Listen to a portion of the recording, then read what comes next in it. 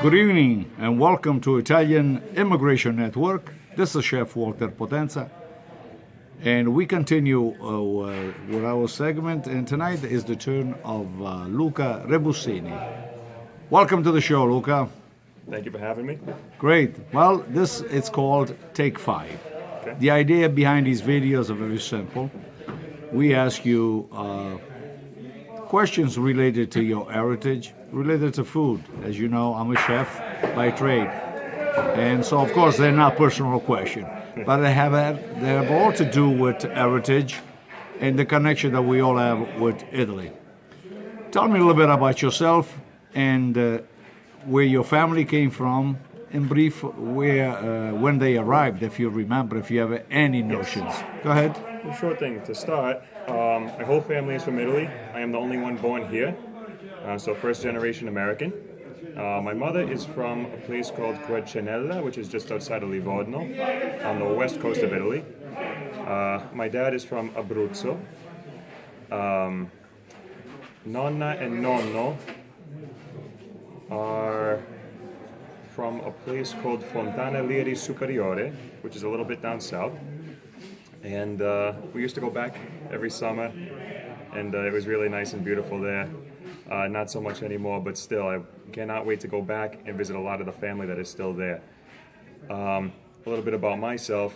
I am the bartender here at Santa Maria di Prata Society. Work here a couple of days a week, and I'm also a teacher for history in Pawtucket, Rhode Island. Excellent. Well, since you have so much connection with Italy, as I can see, your grandparents and parents from different part of Italy, especially Abruzzo, which is my birthplace, so I am very fond of that. Of course, you have Tuscan blood as well in you. But I noticed through the years, or the times that I met you here, that you have a strong connection with your heritage. What drives you to do that? Well, the culture and the history of Italy is so rich and beautiful and strong, and just working here and the people that frequent this place, I see them and their families and the connection they have, and it's super strong, and that reminds me of me and my family, and that just makes me proud to be Italian. Excellent. Yes, and also having taught a lot of Italian history in class, it just really makes me proud to see all the achievements and accomplishments that Italy has given to the world, many of which still in use today. It's very refreshing to know that men as young as you carries the heritage forward, but most of all tends to, should I say, protect the culture that we have, and hopefully share it with future generation. As far as food is concerned, what is it like to grow up in a family that cooks all the time? Is your mom a good cook? You never go hungry. Right. Recently, unfortunately, the beginning of this month, my nonna passed away, and she was the best cook in the family, in my opinion.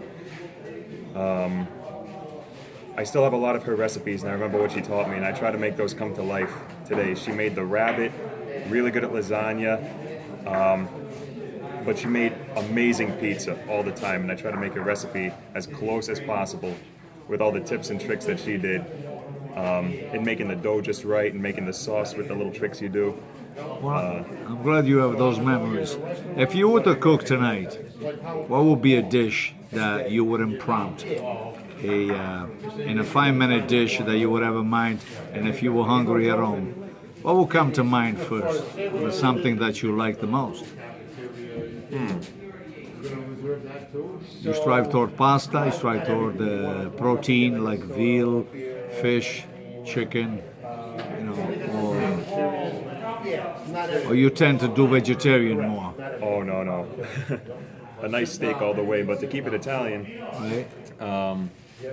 Penne with the fresh sauce. Right. Before that, a nice antipasto with the mozzarella sliced real thin, the tomatoes with the oil, and fresh basil from the garden.